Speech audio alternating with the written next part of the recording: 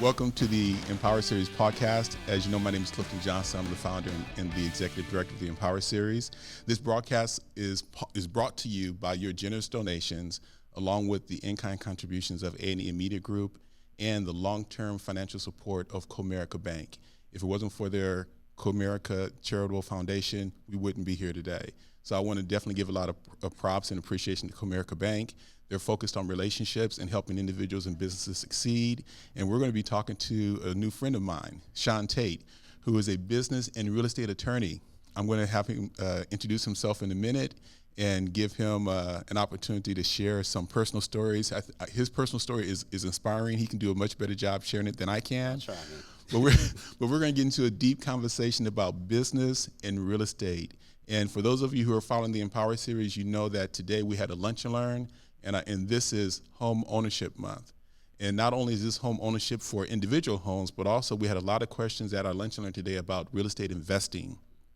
Mark your calendars, because tomorrow we're going to be at the Highland Hills Library at 10:30. So we're always at the Highland Hills Library from 10:30 to 12 on the third Saturday of every month in Dallas, so don't miss it. If you can't make it, we are going to be recording, so subscribe to our YouTube channel. I'm so excited that we have 2,500 subscribers. We're on our way to 1 million. We're almost there.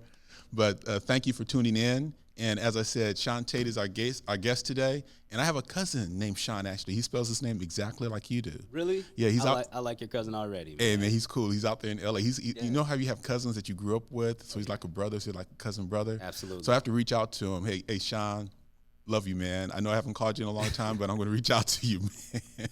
Take this opportunity, right? For Reach sure. back out the family. There are no That's accidents. Scary. Absolutely not, yeah. But Sean now is you're from Chicago, right? Yes, yeah. I'm originally from Chicago, born and raised there.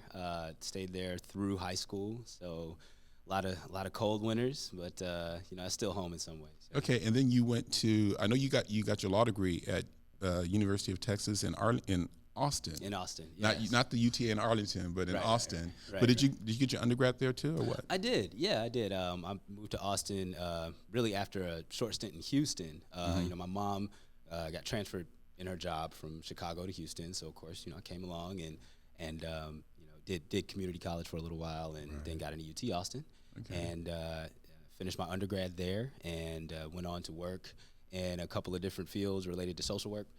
Prior to going to law school. Okay. Well, your introduction to the Empower series was through Amanda Johnson. Correct. Mm-hmm. So I met Amanda Johnson at one of the events at the Bill Priest Center. And the Empower series, as you know, we are in the community. We're empowering the community by giving them hope, inspiration, education, and really connecting them to resources to help them take that next step towards their goals. Absolutely. One of the things that we do, though, is we bring local as well as national speakers on our platform to share their inspiring story of how they've overcome some sense of adversity to achieve their goal, and then just give an empowering message. And I think everybody has a story, but when we were talking, I know you got a story. Oh, man, I don't know how inspiring it is, but I certainly have a story, and, I'm happy to be here and honored to have the opportunity to share it. Yeah, and the other reason I think this is good and it's the right time for us to talk is because this is Home Ownership Month. Mm-hmm. I think a couple of months ago we were talking about entrepreneurship and business, and now we're talking about real estate. There was a lot of questions this morning at the lunch and learn about real estate investing as well. Mm-hmm. And so I think that it's just so appropriate for you to be on our program today and really to give us some tools of the trade or some inside scoop. If we have an idea about getting into business or getting into real estate, what's the right way of doing it? Oh, absolutely. Given your perspective. Yeah, so I'm happy to share that. And, I think one of the reasons I like talking about things like this is, again, I am a business and real estate attorney, but I'm also a business owner and a real estate investor. Mm-hmm. So I'm able to sort of approach it from both perspectives, hopefully provide some insights into just the trials and tribulations of running a business, both on the, small business side and real estate side, and then some of the legal pitfalls and the things that, I've been trained to look out for and that I help my clients look out for in their business ventures. So, I hope to share as much as possible today. Well, before we get into your story, give us a commercial about your practice, where it is, if people want to get in touch with you after this podcast for any reason. Tell us about your business, and then I'm going to ask you some more specific questions about what advice would you give us as a community to help raise our game. That sounds great. Yeah, absolutely. So, again, I practice real estate and business law. Those are my two areas. On the real estate side, I focus on small to mid-sized investors and developers. That work covers a wide range of different activities. Probably the most common would be acquisition and disposition of property. So if you're buying and selling properties, I'm usually at the table. In Texas, there's usually not a lawyer at the table for the residential deals. You know, it's mostly commercial. A lot of my deals outside of Texas, they either require or clients prefer, to have an attorney be involved in the transaction throughout. But, buying and selling property, negotiating those contracts, going over title and survey, as I'm sure you know, and I bet that came up today, looking at title issues, who has ownership, what kind of taxes or liens are out there, and helping to solve those problems prior to the closing, and prior to the time when people can get out of deals if they need to. So that's usually what it looks like on the acquisition and disposition side. And then also leasing. Leasing is a really big area of practice for me. So if you're a tenant, say you have a new business that you'd like to go sign a lease, I've negotiated hundreds of leases on the landlord side and maybe 100 or so on the tenant side. So I kind of know what both parties are looking for. Right. And a lot of times when tenants go into new places, somebody like me put that lease together, right? Okay. Somebody was paid quite a bit to sit down with that lease for any number of hours and make it as favorable as possible to the landlord, right? So we're talking about a long-term relationship. Could be 5 years, 10, 20 years long. So the landlord is using that lease as a way to protect themselves against any possible contingency that comes up over a 5 to 20 year period. Right. And so my job is to, on either side, it kind of depends on, who hires me at that time, right? Depends on who I'm representing. I'm going to make sure that party has the most protection that they can over the long term of a lease. So usually those are the two major areas that I work on the real estate side. Okay. And on the business side, we act as, I'd best describe us as outside general counsel. Right. So it's kind of a what do you need deal, right? When you're running a small business, there's a lot of things that come up for which, an attorney can be really helpful. My focus is on the transactional rather than litigation side, which basically means I'm not the guy who's going to go to court most of the time, but I'm the guy who's going to do everything to keep you out of court. To prevent you from having to go to court, exactly, right? Yeah. Exactly. I'm trying to keep it from getting to that point. And if there's been a dispute, then my job, and the way I perceive my job, is to help negotiate that deal, negotiate that middle ground to keep everybody out of court. So we're saving those months and those potentially tens of thousands of dollars working on cases that maybe could have been worked out in a business fashion prior to it. So I really try to take that entrepreneur's approach. Some folks refer to us as deal lawyers, as opposed to the kind that want to go in court and argue all the time. So on the business side, when you're acting as outside general counsel, what that looks like is contract negotiation, right? So if you set up a business, in all likelihood, you're going to be contracting with somebody, right? Either you're providing a product that you need to have a contract for, or you're providing a service, or you are hiring other folks and contracting with other people that you need to be a part of your business. So I help to prepare and negotiate those types of contracts. Additionally, actually taking a step back even before that, right? If you've got people who are just getting their business started. I was thinking about that, yeah. Right. Folks that aren't, necessarily rocking and rolling yet, but want to get it started, I help them choose which entity is going to be the best for them in terms of protecting them from liability in the long term. We do some work with tax implications that come along with different entities that you might employ for your business. We talk through that, and we figure out what your best entity is.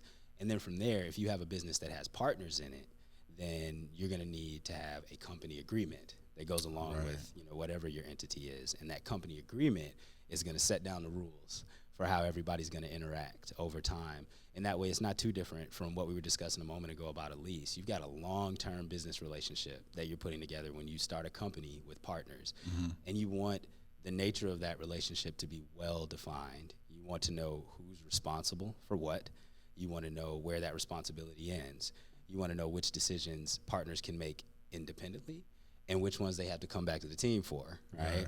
You want to know what happens when someone decides to leave the company, right? No matter how well a company's going, like any other relationship, when it starts off, everybody's happy. It's the easy honeymoon to get in. phase, right? It's hard to get out, right? You know what I mean?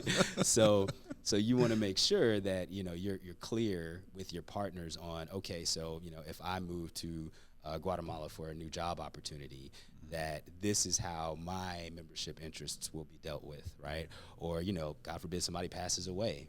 What happens to their interest in the company? Or if they're married and they decide to get a divorce. That's a big one. Right. Then what happens to that interest? And is their partner now, the person that they divorced from, are they a part of the company in any way at the beginning and after a divorce? All these things are the types of questions that you want to answer in your company agreement.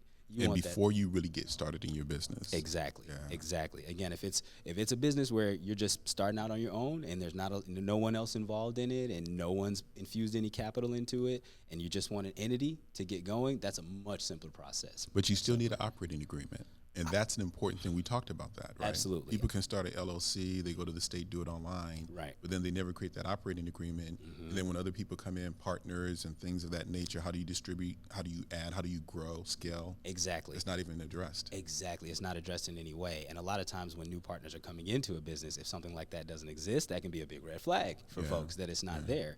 But whenever it gets done, the point is, as soon as there's a second party that's involved in that deal, you need to have a solid company agreement, and it needs to reflect everyone's goals, everyone's desires, everyone's wishes for how the company's going to move forward. So it's a group effort, right? So I come together with the partners of the company. We sit down. We have several consultations. We figure out what exactly they want. Then I take that information and I prepare a company agreement that reflects what they want, right? So very important first step, when you're starting a business, is set it up from day one so you know who's doing what and who's doing what for whom, where, how you get in and out of the company, all the things that you would want to know in your personal relationships that unfortunately we can't. We can do those in our business relationships. So speaking about that, I talk to a number of people and I say your business a lot of times is a reflection of your personal life. Absolutely.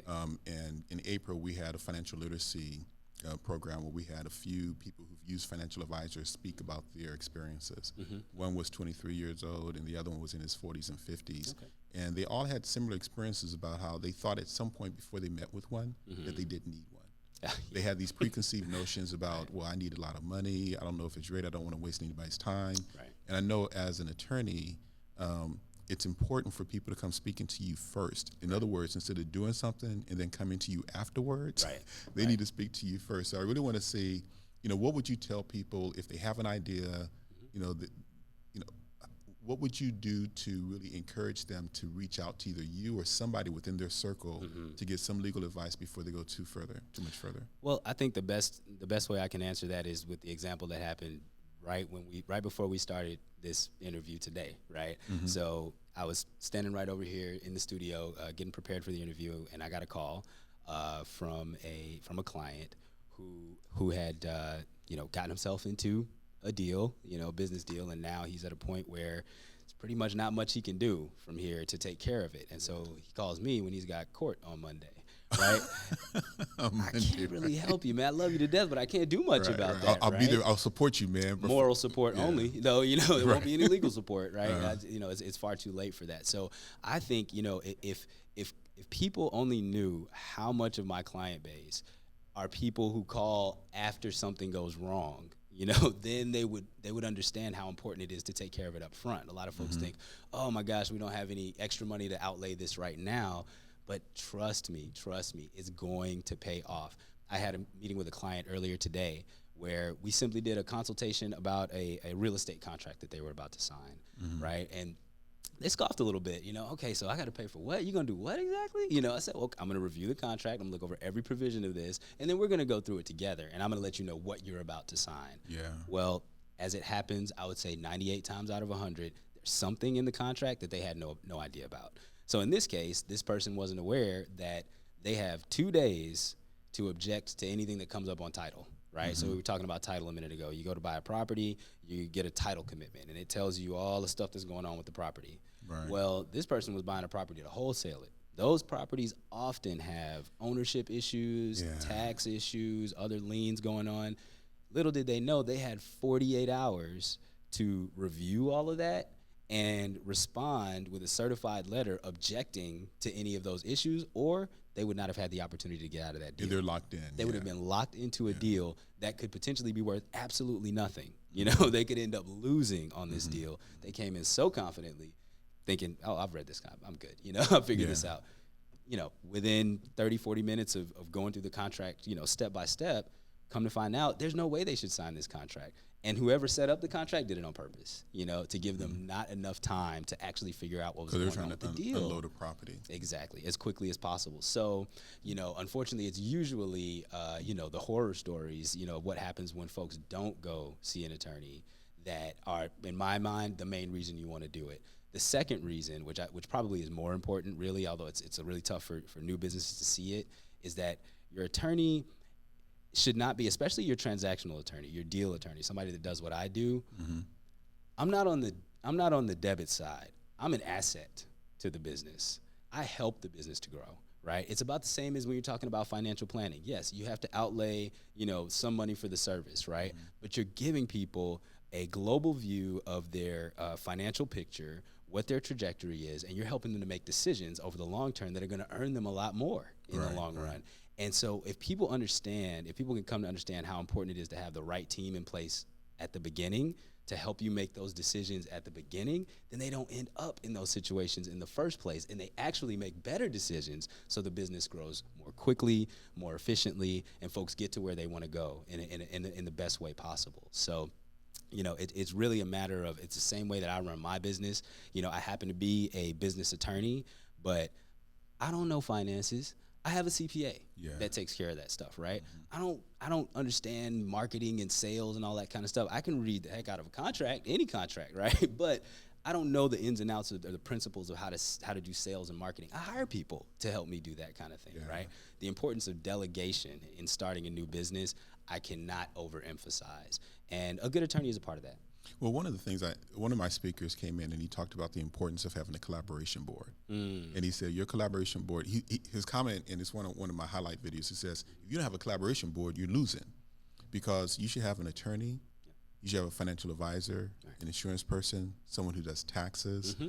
And if you're in the beginning, and let's say you don't have a lot of money, then build a relationship. Right. And start with relationships. And in meeting you, let's say someone meets with you to really get some, maybe the first consultation might be a free 30-minute consultation or something to that effect. That's about right.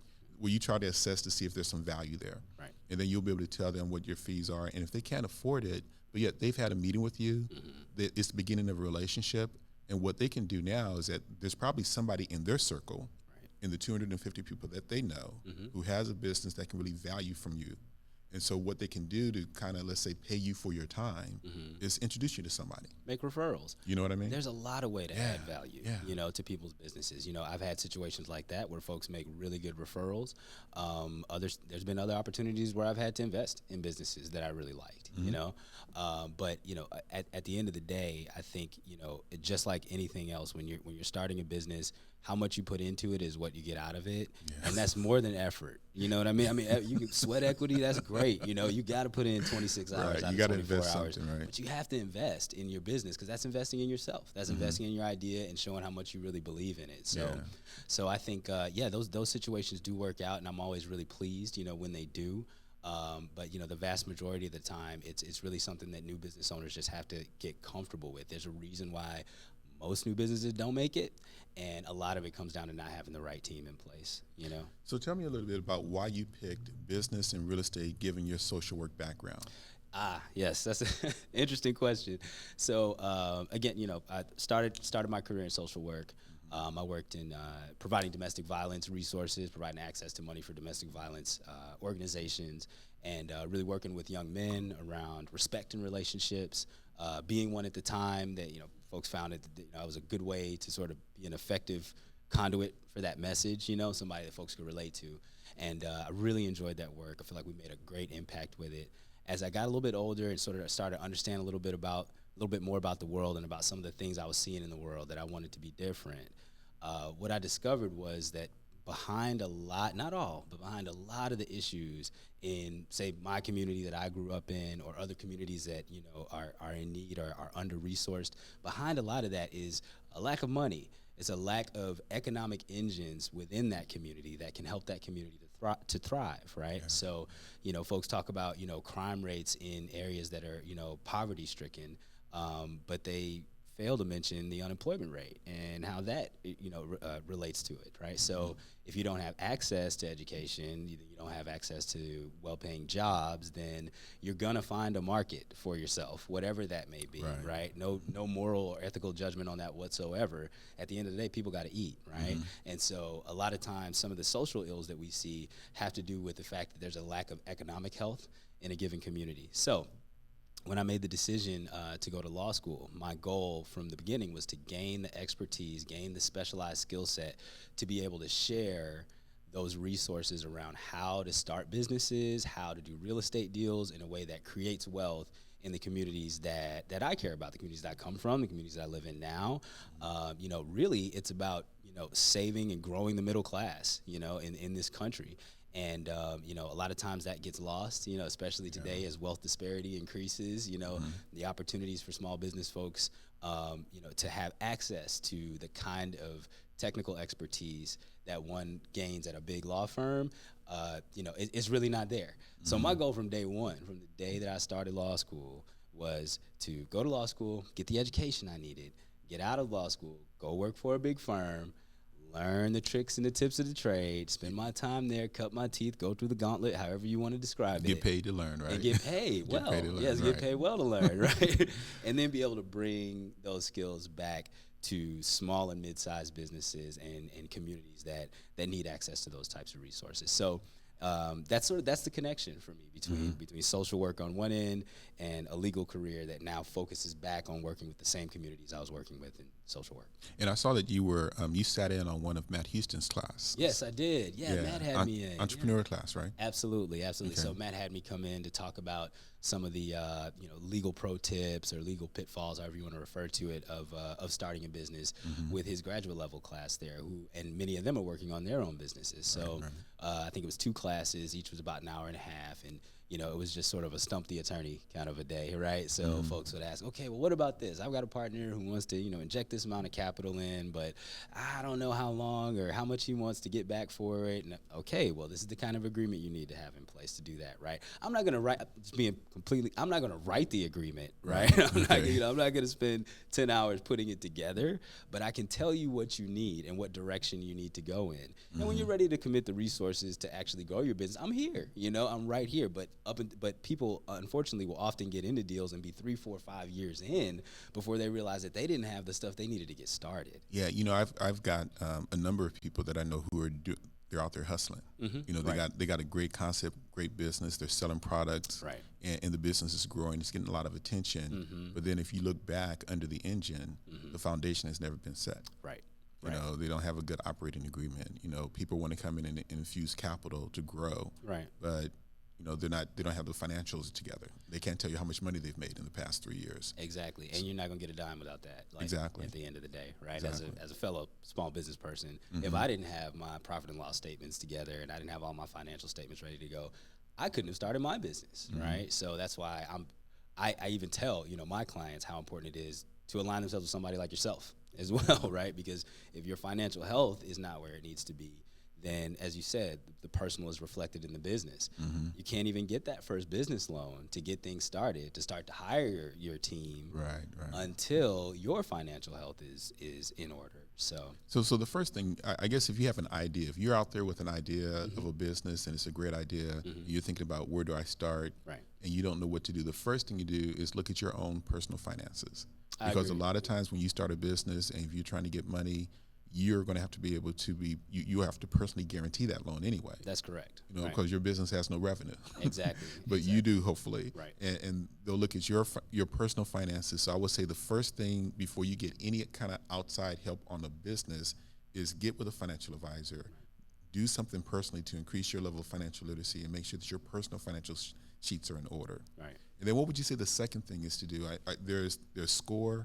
There is the Small Business Development Association or Center that people can go to and they can get advice and some mentoring. Absolutely. But being an attorney, and let's say I've got a great idea, what would you say the first thing or the steps they should do? Is it a business plan or is it sit down with an attorney, or what would it be? I think it's a business plan. So while I was in law school, I had the good fortune to work with a venture capital group for a couple of years where we got to invest in and vet different startup groups from idea through to funding.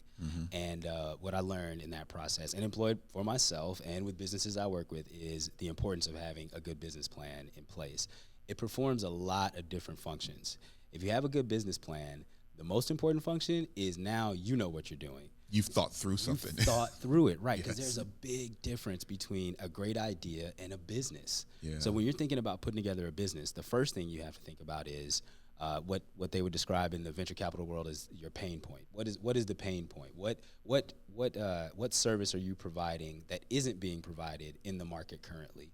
You have to identify that so that you're able to say, okay, this is something unique, right? It doesn't mean that you're the only one doing it. But this is the space that you're operating in. This is the space, Right. and people want this thing, right? So, I don't know, if I were the person who invented cars, okay, everybody wants to get from point A to point B. So this is probably a good business if I can speed that up, right? So, we want to think about what value your business is bringing to the marketplace. Then you need to know who your competition is. You need to have an understanding of the marketplace in terms of who else is doing something similar. You get a few things from that. One, you figure out how crowded your space is and whether or not it's a space that you should get into. But also, you get to see how they do it, right? So nobody wants to be first at the table. But if you can learn from other folks and build off of the research that they've done and build off of their successes and learn from their mistakes, then your business is that much better off. It's kind of like the iPod, right? So, the iPod was, I want to say, the fourth or fifth MP3 player that came out. I know I had a Zune when it came out. I think the thing was like $300, man. It held like 30 songs, you know what I mean? It was terrible. It was terrible. But I was like, I thought it was so dope, right, that I had this, MP3 player. Well, Apple was sitting back watching. Right? Apple was sitting back like, okay, I see what they're doing over there. They waited until they had gone through the technology, 3 or 4 different generations of it, before they built this branding juggernaut around the best possible version of that technology that held literally hundreds of times more songs than everything else that had come out before it. So you want to know your market so you know who else is doing it and how you can do it better, right? Another big thing you want to know from there is how big is your audience, right? So if you're selling cell phones, for example, right? You know that at least at this point, like everybody in the world needs a cell phone, like literally everybody in the world, right? But if you're selling katana swords, for example, that's a much smaller niche, right? So who actually wants katana swords? I'm sure there's a lot of people who do, right? But you need to identify them, know where they are, how many of them there are, And how to get to them. how to market to them in particular, which is what takes you to marketing, right? So now you figured out who your audience is, how big they are, where they are, how do you sell to them in particular? Now you figured out that plan. The next step is who's helping you do this? Who's helping you do this? Because if you think about everything we've described, even up to this point, this is not a one-person show. Who's your team, right? Who is your team? What did you call them? The collaboration? Your collaboration board. Who's your collaboration board? Exactly. And when you're at the business plan stage, those people usually aren't paid, right? They're considered an advisory board is another word for it. They call them an advisory board. And, this is the person who, you may not be paying them, but they're a CPA. And if you get this off the ground, they'll be your CFO, right? You may have a lawyer over here who's your CLO, your chief legal officer, right? And right now they're not, but you get a round of funding. Now you've got a team ready. Exactly. And that's what funders are looking for. They want to know that you have not only thought through your idea, you know what your product is, you know who your market is, you know how to get to them, and you've got the right team in place. And the last step is your financials. They're going to want to see your financial projections, your reasonable financial projections. How much money is it going to take to get you off the ground? And how much money do you expect to make year over year? And usually those projections go out about 5 years or so. And they got to be realistic, right? They have to be. You're not going to make $373 million in the first 6 months. You do that, you're going to be laughed out of the venture capital meeting. But if you have reasonable, conservative expectations for where you go, now you've inspired faith amongst the people who are going to be your funders out there, right? So again, putting together a business plan from soup to nuts, you've now figured out exactly what your business is, what it's going to cost to do it, and you've built a team to do it. So let me ask you, because there's I guess a mixed opinion out there about the value of a business plan. Okay. Hence, I'm a planner. Right, so I'm gonna fall on the point of planning makes sense. You need to do that for all of the things that you said. Absolutely. It makes you think through things. So whether you use that to get funding or not, you will be more solid and clear on your business and how to execute your business successfully if you go through that process. Absolutely. But then there are people out there just doing it. Right. They don't have a plan. Right. And it's true. And so they use that as an example that you really don't need a plan to start your business. Well, where do you fall on that? Where I fall on it, and I'll be completely honest. I'll be 100% forthcoming on it. When I started my business, I had a sketch of a business plan. Let's be transparent. Did you have a business plan? Right. I had some ideas. And I was like, I've done business plans before, so I'm good. Right. Man, when I tell you 9 months into my business, I went back. You went back and had to create one? And created a business plan. Okay. Right. Okay. So because what I discovered was, you can start a business and you can hobble along as long as you want. But if you want to get up and run, and if you want to fly with that business, you have got to have that business plan in place, right? So, they're not wrong. You can only start a business, but you're only going to go so far, and you're going to kill yourself getting not so far, right? A good business plan allows you to figure out how to delegate, work efficiently, grow a business you want to have, and hopefully still have your own life afterwards, right? Some kind of personal life, something outside of your work. But creating those efficiencies comes from understanding exactly what it is you're doing and where you're going, and that's what a business plan gives you. So I guess one of the things that you can take away is that if you have an idea and you haven't really created a business plan, you might be thinking, where do I go? There are people who will create one for you. Right. I'm under the opinion that there's a lot of free resources out there with SCORE that will train you on how to create a business plan and at least put something down on paper. Right. Because if you work with somebody else, you got to take that vision in your mind and give it to somebody else so that they can write it down. Absolutely. But if you go through the process first, I think you're going to get anybody who's going to help you an outline to build upon. Right. So that's number one. So that's the first thing to do is go through the business planning process. What other tools of the trade or words of wisdom that you would give people to help them be successful and be prepared to, let's say, pay to use your services at some point? Well, I would say so. Once you get through a business plan and you understand what you're trying to do, you're going to create access through that to some kind of funding streams, be they nonprofit, be it friends and family, be it hustle and grind and saving a few extra nickels here and there until you can get your business off the ground. Right. But from there, having some kind of financial resources in place is extremely important, I think, to move forward. But as far as tips and tricks of the trade, I think, I'm going to approach that from a lawyer's perspective. First, I think you want to have that operating agreement in place. You want to understand exactly how your business is going to run with the different partners that you have. Because if you've gone through a business plan at this point, you've got other folks at the table. You've got a team, right? And you want to be clear on what people's roles are going to be. The other thing you want to do is you want to protect your ideas, right? So depending on what your idea is and how unique it is, you may have or may be able to gain intellectual property rights in that work, right? Okay. So that's not everything. It depends. It's on a case-by-case basis, and it depends on who else is doing what you're doing, whether or not they've gotten registration and trademark protection for their idea, and finally, how pervasive they are amongst the consumers, right? So just to digress on that point a little bit, just something interesting. I once was working with a T-shirt company. And they were really successful. They had T-shirts going all around the country, really high quality. I still got like 10 of them in my closet. They were really dope T-shirts. And the business was growing, was doing really well. One of their designs incorporated the font from Coca-Cola. It didn't say anything about Coca-Cola, right? It didn't say anything even closely related to that. But that cursive COCA-COLA, right. They wrote different words. I won't say what they are. They wrote different words, and they used that font. I believe it was within 2 weeks of that shirt just being on an Instagram post, we got a call from Coca-Cola, right? So Coca-Cola has law firms in every state and maybe in every city in every state. And their job is just to look for Coca-Cola stuff anywhere, anything that looks even close to it. That cease and desist was, in our mailbox within 3 weeks, which means they probably saw it within a few days, right? Yeah. So there are some products where, you need to know as you're getting started, okay, is this something that I can even put out on the market, right? Before I get going. Is there somebody else who's already doing this? Or is my name for it truly unique, or does somebody else have protection in it? And if they don't, you want to get your protection in it. Because if it's a good idea and it works, somebody's going to come try to do it. So did you help them get started? Absolutely. Yeah, okay. I helped them out with the corporate entity formation part, and then some of the intellectual property stuff that they could get rights in. But when that shirt, I told them not to put the shirt out. They did it anyway. Right. And the shirt had to go away, right? So they ended up losing advice. a ton of money on all these shirts that they had produced, 10 of which, again, are Still in my your closet. right? Exactly. So I have these cool Coca-Cola shirts that will never see the light of day, right? Again, so next up from a legal perspective, I would say, a lot of folks, when you're bootstrapping a business, Google is there, right? And people want to go to Google and get template contracts for the deals that they're putting together.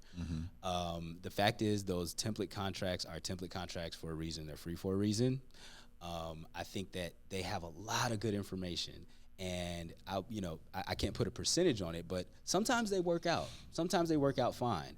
What they never contemplate is the what if something goes wrong, right? That's what people like me get trained for, is to figure out not the basics of the deal. Me and you are going to come together. We're going to sell this to this party, and then we're going to split the profits. Done, right? What those contracts don't contemplate is, well, how long is the agreement going to last for? Or what happens if one of us doesn't produce the product in the time frame that we said we were? Or what happens if, what if? So a good transactional attorney like myself, what we do is we make sure all the what ifs are answered in that contract. So I would say, great source of guidance, those template contracts, but if at all possible, get an attorney to take a look at it, right? Get an attorney to do a full review of the contract and let you know exactly what you're signing up for.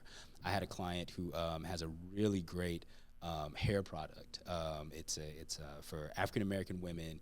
An awesome product. I don't want to talk about it because it's such a cool idea, and so I'm just leave it, Right. But because it's such a great idea, a major distributor came to her and said, hey, we want to put this product on shelves in, like Sally's Beauty Supply, places like that. So she's like, okay, I'm about to be rich tomorrow. Let's get this done. So she says, Shauna, why don't you just take a look at the contracts for me? Well, go through the contracts, and what we found was this distributor required a minimum number of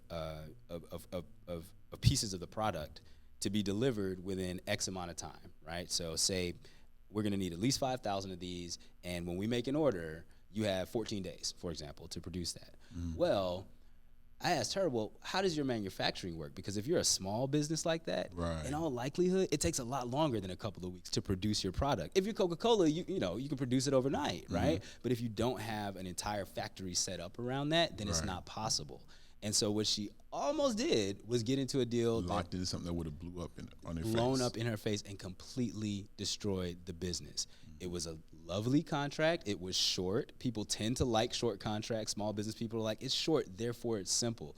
That is wrong. That is a myth. If the shorter the contract, the less it's contemplating. Yeah. Right? And the shorter the contract, the less stuff it's thinking about, right? So people don't like long contracts and so-called legalese and all those things, but that's the good stuff. That's where they're answering all those questions and dealing with all those contingencies that inevitably arise when you're running a business. So I would say beware of template contracts. If you can, get an attorney to review those. Another big issue is the idea of an employee versus an independent contractor. So if you've got people working for you, you need to know where they stand. Do you owe them benefits or do you not, right? And that has to do with how much you're directing the work that they're doing versus how much they're doing it independently and what kind of contract you have in place, right? To figure that out. So, I've had clients where they thought they had an independent contractor. Turns out they owe them back benefits for the past 4 years. And all of us know how expensive benefits are. You can't imagine how expensive they are for the employer. It's more expensive than for the employee, right? That's the kind of thing that can break a business. And even with nonprofits, a lot of times you may not be paying anybody, but your volunteers are considered, they're almost like employees because they're representing you. They truly so there's can there's a certain amount of liability you have even with your volunteers that you're thinking, oh, they're just volunteers. There's no way I have liability there. That depends, right? The federal government has their own definition of what constitutes an employee. And if that person ends up going to court and saying, I think I was an employee. Because I was out representing, the Empower series when I was doing this and I hurt my back. Right, and I hurt my back doing it. And Clifton the one that told me to go. Clifton said, you better be there by 4:45. He gave me explicit directions. Hey, stop. Okay, Hold on. bad, bro. You know what I mean? So exactly, man. This is why these unforeseen things that as a business person, you're focused on your business. You want to grow it. You want your idea to be protected. You're focused on sales and marketing and on how much money is coming in. You're not thinking about these kinds of things. That's why you bring in somebody who's a specialist on this stuff. Okay. And it pays off every time. All right, so I want to get some inside information. Sure. Be careful. I'll get what I can. So here's the deal. So I know that you're sitting on a lot of boards, and there's a lot of development happening in Dallas. We got a new mayor. We do, yes. So, and there's a lot of stuff happening in South Dallas and some of these underdeveloped communities. Correct. Yes. A lot of times you feel that the people who are in those communities who are not prepared to take advantage of the increase in value and the economic development that's coming into it. What would you say, what should we be doing now to position ourselves so that we are able to participate in the growing economy in the neighborhoods that we currently live in, so that we're not pushed out via gentrification? Man, that is the not $1 million, that's the $1 billion question. You know, it really is. You know, I have to answer that question by providing just a little bit of context about how I look at gentrification as a process. So, you know, again, I'm from Chicago. I was there when the projects were there, Cabrini Green, Altgale Gardens, some infamous places where, you know, thousands and thousands of people were packed into these places, which if you've ever seen or been to a Chicago project, they're worse than jail, you know, worse than prison, the way they're packed in there. And then all of a sudden they just decided to tear them down, right? Just tear them down and scatter all those folks to the four winds, right? And in the place where Cabrini Green once stood is now a condominium development, where I think the last time I checked, the starting sales price per condo was about $600,000. And there's a Whole Foods about 3 blocks away, right? Yeah, there's some areas in Dallas like that. Absolutely, and more coming. But I guess seeing that kind of thing happen really piqued my interest in what's going on here. You know, like how are these resources able to be allocated in such different ways, and why aren't the people that are already there able to participate in that? How come when they leave, all of a sudden the same land is worth millions and millions of dollars? What is this about, right? So, you know, part of what I discovered, first I wanted to figure out why. Why is everyone doing what they're doing? Well, you know, the history of it is that, you know, after World War I, the federal government basically invented the idea of suburbs, of living far away from the city, right? People decided, you know what, I'd love to live far away from the city, and I can take my Cadillac on out there and enjoy my family time on my big yard and do all these things, my white picket fence, and then I'll take a quick commute on into, you know, to go to the office. And yeah, at that time, it was maybe 10 minutes, right, to get on an expressway and go in. But over the course of the past 60, 70 years, traffic and congestion and more people coming into cities has made it to where, you know, I've got neighbors who live near me in Oak Cliff who have an hour and 45-minute commute to get to Plano, right, to go to their jobs. So that dynamic has really driven people back towards the center, right? So people are willing to give up whatever they paid for their house out in the suburbs that used to be worth so much, or maybe still is, take all that value and pour it right into the middle of the city just for the convenience. That's really what it comes down to. That's why people are moving back, because they work next to it and people want to live where they work. And so the process itself it's an inevitability, the process of folks moving back to the center. But your question is, what can we do about that? What can we do to mitigate that? What can we do to intervene on that? And, you know, in my experience, the best things that we can do on an individual level depend on where you're at now. So if you're an owner today, right, if you're an owner of property, the best thing you can do, depending on the location of that property, is hold it. You know, hold it if you can. And a lot of times what pushes people out of areas is as values rise around, the property taxes rise, you know, huge amounts, right? Homestead exemptions are absolutely critical. Working towards property tax caps, protesting your taxes annually is necessary. I'm gonna just keep it real. My taxes went up over the past year, $1,500 a month. Yeah, man. Just so taxes, I bro. can't even tell you that I missed my deadline. You know what? I missed it last year, and that's why it went up so much. So please, anybody listening, anybody out there, please take the time to protest your taxes. My mortgage, you know what? I don't want to go there. I don't want to go there, y'all. Yeah. But let me just say, mine went up like that's crazy. Yeah, that will kick you out of your own neighborhood, and there's something you can do about it, right? So if you are in a position of being an owner at this time, homestead exemption and property tax protests are your best friend. So number one, you got to, if you're not an owner, then position yourself, in my opinion, within the next 12 months to become an owner. Absolutely. Of the space that you're living in at a level where you can afford. Right. So don't jump into it if you can't afford it. Right. But find out what you can afford and begin to own the space that you're currently renting.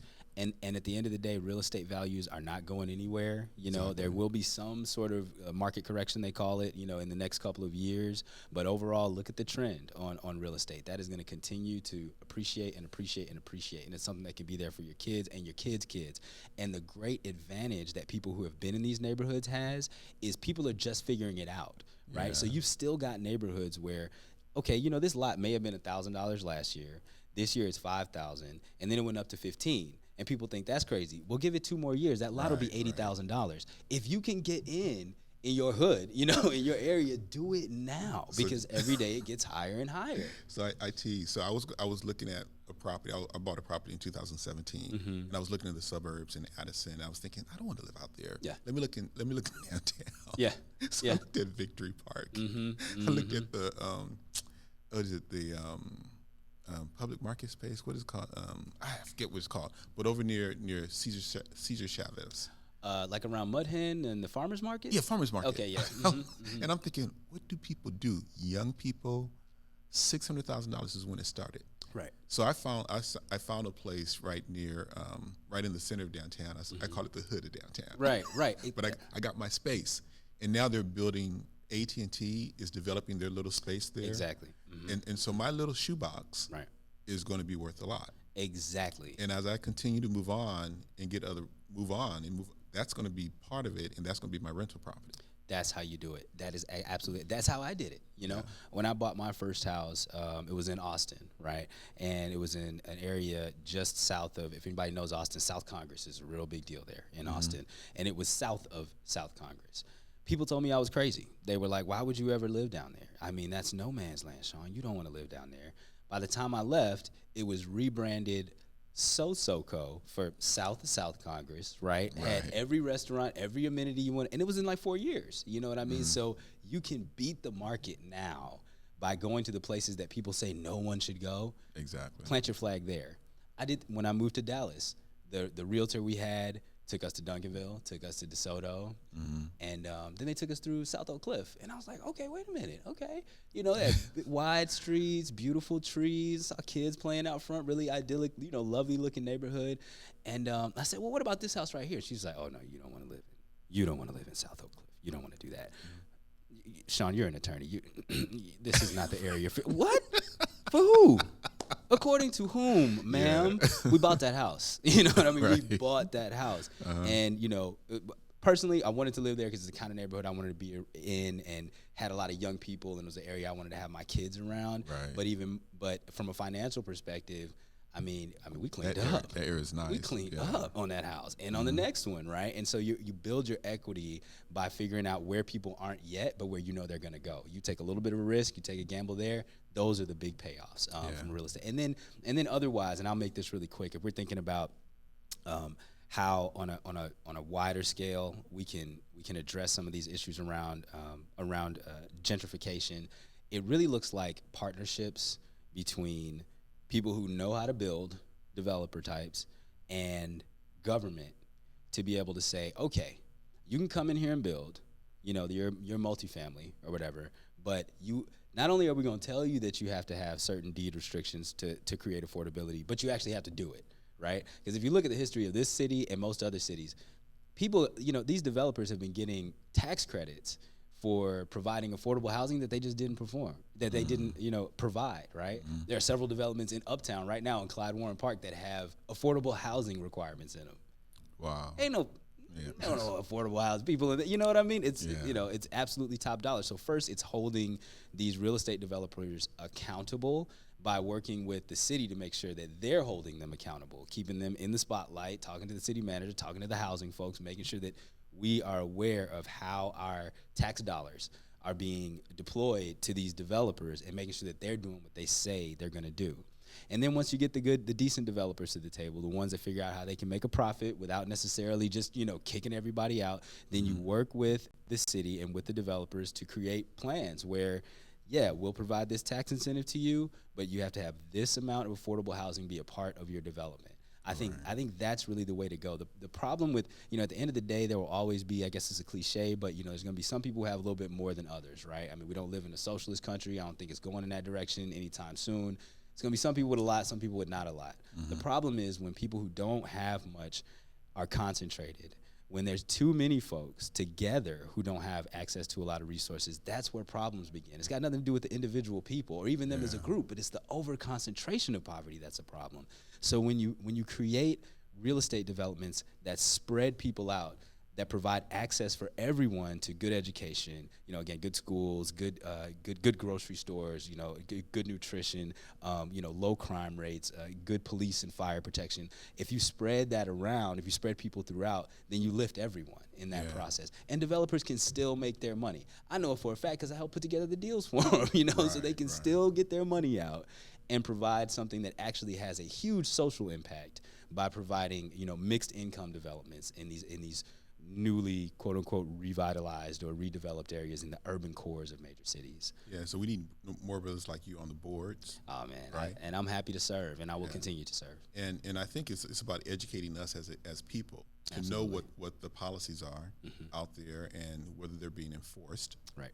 And also educating ourselves and elevating ourselves from a financial literacy perspective. Definitely. From an educational perspective. And I think when economic development is coming into our communities, really being prepared to have local ownership in these communities as opposed to people coming from outside of the communities to build their businesses and their shops and then take the money that's in the communities out. So if we can raise our level of financial acumen or business acumen and really build these neighborhood businesses with neighborhood people, that's another way of making sure that when the economic prosperity rises in the neighborhood, that we're not pushed out. That we can stay and participate. And I'll even take that same point and just make it more granular. So if you're thinking, if you're a real estate developer, right, and you come into an area and you're going to build a commercial retail, shopping center, right? What's your goal? Your goal is not the building itself, but the tenants that are in the building, right? You want to bring in folks that are going to pay rent that allows you to cover whatever you spent building this thing, right? And you're going to want those tenants to be people that can pay next year, right? So they say they can pay now, but can they pay next year?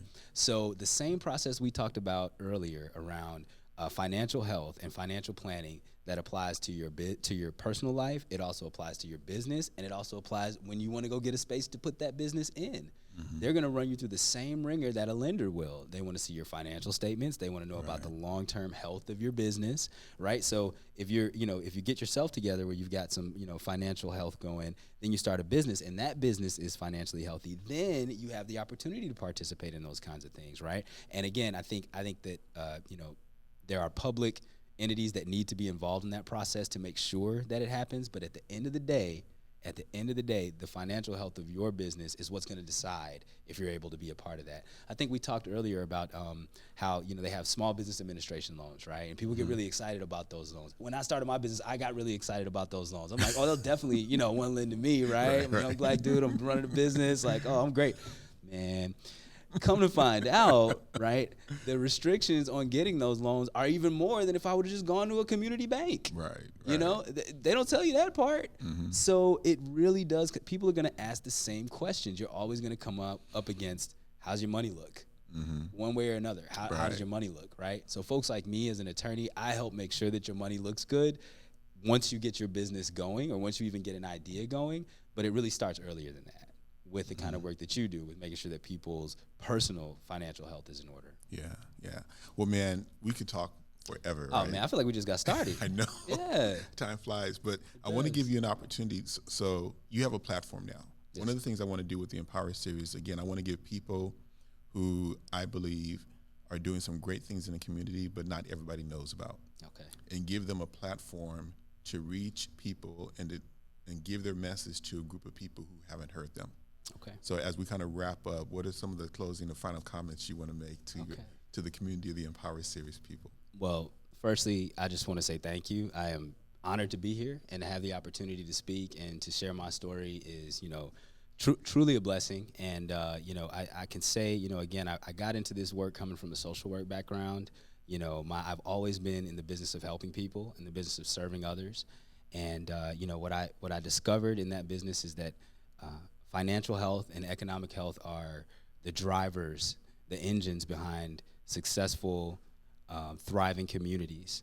And so, what I would like to say to the folks out there listening is, if you have an idea, if you have a business, if you're working on something that you truly believe in, invest in it, invest in yourself, invest in your idea. And if you're going to really invest in it, what that requires is work. It requires true effort. You have to set up a plan that follows certain steps, some of which we've outlined here.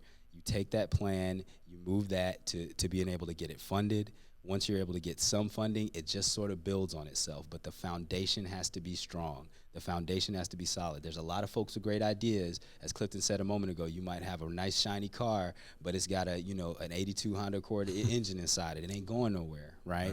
You've got to have the engine right. I believe in small business. I'm passionate about it. I am a small business owner, and I'm here to help other people achieve their dreams in small businesses, with a specific focus on communities that may not have the same access that other folks do when they have their ideas. So by all means, I hope that this is, folks will take the opportunity to reach out to me and to my law firm, for help with growing their business to the next stage. And again, it's just an absolute honor to be able to speak with y'all today. Okay, so I would tell you that the Empower Series is all about people being better stewards to their ideas. Dennis Kimbrough, he says a number of things that I like, but one of the things he says is that we as individuals get around 3 to 4 ideas a year that, if we were bold and daring enough to take action on, could make us financially independent. Wow. I believe that we all got to be better stewards. What do we do with this idea that we've been given? And I believe the Empower Series has been an idea given to me. So I'm just a steward of this idea for as long as I'm here on this world. Absolutely. And so my goal is to build a sustainable organization that's going to continue to operate, continue to bless more lives when I don't wake up again. That's beautiful. That's what I'm called to do. And so for you, I would say, for you, if you have an idea or anything, if you have a question for Sean, contact the Empower Series. Let us know. Get involved. We are on Facebook. We're on YouTube. The Empower Series, as you know, we got a Twitter account. We've got an Instagram account. So if you can't find the Empower Series, you're not looking. That's right. But I would tell you, get connected with us. Come to our workshops. If you look at the other programs on YouTube, you'll see that there's a program that addresses everything from entrepreneurship to personal finances to credit to estate planning to life insurance. And I would say, exhaust all of the free resources. If you don't have money, exhaust all of the free resources. There are resources around you that you don't know about that you can take advantage of, so that when you're ready to actually pay for services, you have the money for it. And so if you have a question for Sean, if someone wants to get in touch with you, how do they get in touch with you? The best way to get in touch with me, I'm on social media. You can reach me on my LinkedIn account, which is LinkedIn/Tate Legal. My Facebook page is Tate Legal Consulting, PLLC. If you just look up Tate Legal, you'll probably find me. My website is www.tatelegalconsulting.com. You can also email me at info@tatelegalconsulting.com. And just to reiterate what Clifton said, there are a lot of really great resources out there to help folks get their idea off the ground. But when it's time to put the team together and it's time to get the work done, I am here and I'm ready to work for you. Well, man, my appreciation, words can't express it, so I want to thank you, bro. And I appreciate you, man. I'm looking forward to us working again, because I got somebody who has a business I want to talk to you about, right? Absolutely, yeah, absolutely. She makes some good pickles, right? Right, no, I already been looking into it, up. man. She's I'm ready to right? work. See, look, I'm working. I'm doing the work, right? Right, looking forward to working with you. But again, I want to thank you all for watching. Again, thank you for your generous contributions that can help put these programs on. If you go to our website, www.empowerseries.com, you can see the donate button. If you care to give, or if you just want to get connected with us, give us your contact information and we'll let you know what's going on. Also, I want to thank Comerica Bank again for their long-term relationship and financial support, as well as A&E Media Group. And peace out. Until next time, be well.